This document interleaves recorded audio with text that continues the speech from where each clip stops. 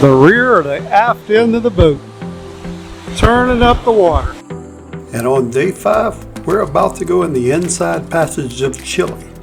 In just a little bit, we'll be taking a hard left and going through the inside passage. Always love this view.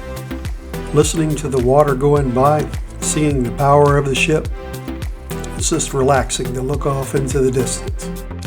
And today's weather, it's in the high 40s. And the seas, they're pretty calm, almost flat.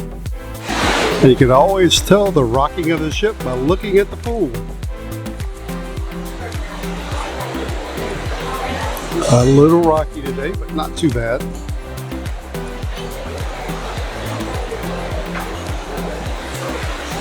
Not too bad. And it's time to see what's happening around the ship today. Today, there was a good bit of activity seeing it's a sea day. I saw the walk a mile pass by. Me and Cheryl did our mile walk, but it was later on in the afternoon today. That way we could see a little more of the scenery. Later on in the day, we went to the gym seminar. Cheryl loves to dream about what she can get next as far as gyms. And of course on sea days, there's always time for that 1 to 2 o'clock nap. A little 40-minute power nap does the body good.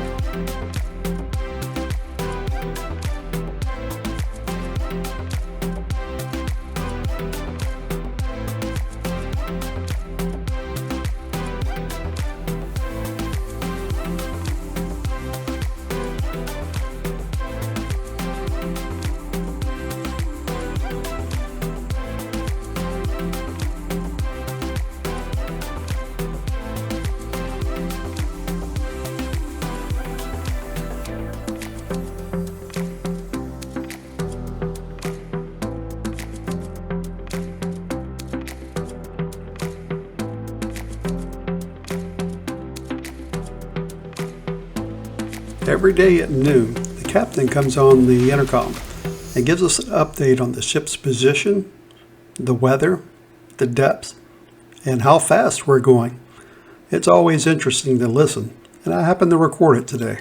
The bridge with the latest navigation and meteorological information. Our noon position was 47 degrees 40 minutes south and 075 degrees 31 minutes west. Currently, the Oosterdam is cruising along with a speed of 14.5 knots on a southeasterly heading in the Pacific Ocean. Since departing Puerto Chacabuco, we have traveled 251 nautical miles with an average speed of 70 knots. To reach Punta, we still have to cover another 615 nautical miles. The weather for this evening: cloudy skies with a moderate breeze from the southwest. Average 20 knots, force 5 on the Beaufort scale. Air temperature is currently 12 degrees Celsius or 52 Fahrenheit. Sunset tonight will be at 3 minutes past 10. For tomorrow, inside the Chilean Fjords, cloudy skies, slight chance of rain and a fresh breeze around 25 knots from the northwest, force 5 on the Beaufort scale. Similar temperatures as today. Sunrise tomorrow morning will be at 6:08. As you can feel, we are currently still in the Pacific Ocean, and around 1:30 we will continue our Chilean Fjords exploration by entering Canal de Fallos for approximately 6 hours. After 6 hours we will enter the Pacific Ocean again. Once we are in the Pacific Ocean, we will stay there for 3 hours, and then we will go via Canal Trinidad back into the fjords. Then we will stay inside the Chilean Fjords until we reach our destination, Punta. Tomorrow morning, starting at 7 a.m., we will be scenic cruising Brujo Glacier, your first encounter with ice this voyage. We will open the bow doors for you so you can hopefully take some Instagram-worthy pictures. If ice conditions allow, we will do a full circle so both sides of the ship can witness this breathtaking spectacle. And then by 8:30 tomorrow morning we need to leave the glacier, unfortunately, as we have to make a time slot to pass a shallow passage called Summer Pass. By using this passage we avoid going back out in the vast ocean. As you probably noticed, the further south we go, the colder and the rockier it gets. Ladies and gentlemen, I hope you enjoyed this relaxing day at sea, and you now over to your cruise and travel director, Ed. Have a good day and stay upright. It's always nice to go to the port talk and see what's available. But today, we decided we're probably just going to wing it in Punta Arenas. It's a big city. There's more than likely tour operators right off the ship. And there were. And we finally made that hard left to go through the inside passage. On the left and the right are mountains. And we're going through the water passage right in the middle, hoping to spot wildlife along the way. But there's definitely good scenery the whole way. Both sides of the ship were mountains, all the way up into the clouds. Seems like the wind was blowing and the clouds were just generating themselves right on top of the mountains.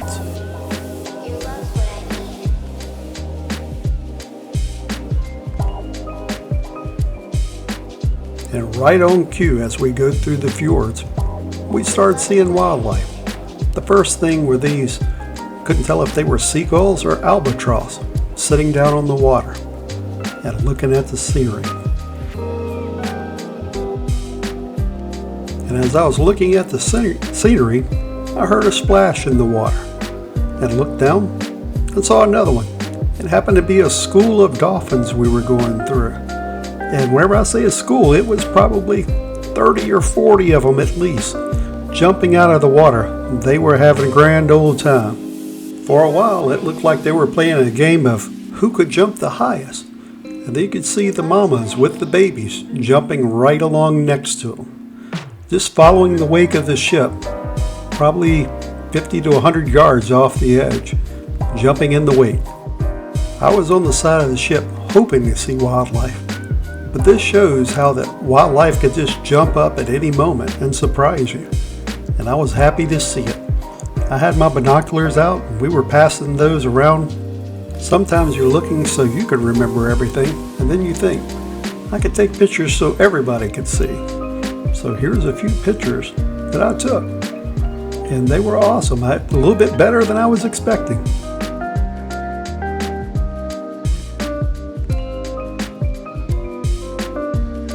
We passed the school for maybe 10 minutes, and at times it looked like they were just going to pass us up. They would go flying through the water, and you can see them streaking through sometimes, and just jumping in the wake and going faster than the ship was going. Even though this is a still image, it shows the speed that the dolphins are going and the ease that they can hurl themselves out of the water. They're a couple 100 pounds, but they get out easy. Here, another one in motion, followed by other ones around him. And the mama and the baby jumping up together. It's a family outing.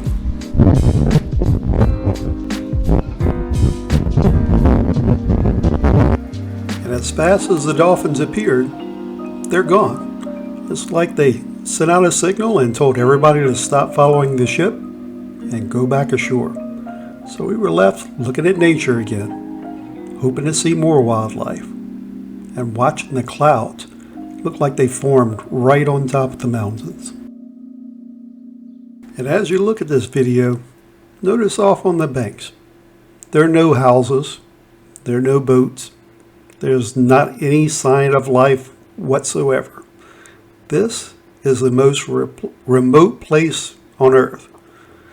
For days we did not see people other than what was on our ship. We even received an email from Holland, America, saying that if we had any medical problems, we might want to reconsider this trip, as we could be up to 5 days from the nearest clinic, not hospital, clinic.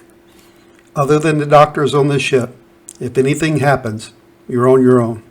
And with that, it's dinner time. Every day you look forward to dinner, seeing what's on the menu. What am I going to get? What do I think Cheryl's going to get? And we pick out our selections before we even go to the dining room. That way we have it all laid out. The dining staff place all the orders in a set order every night. We were toward the end of the list to take the order, but that's okay. We didn't have anything else planned.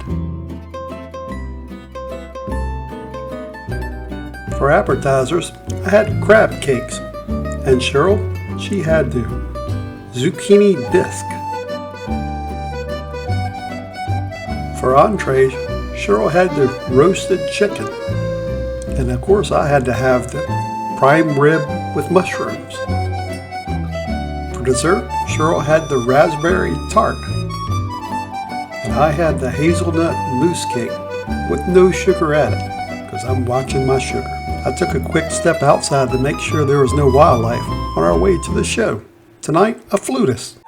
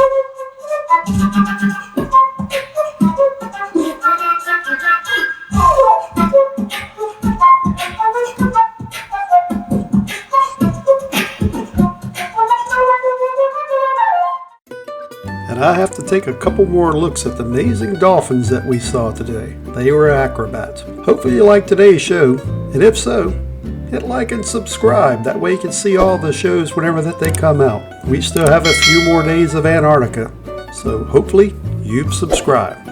Thanks for watching.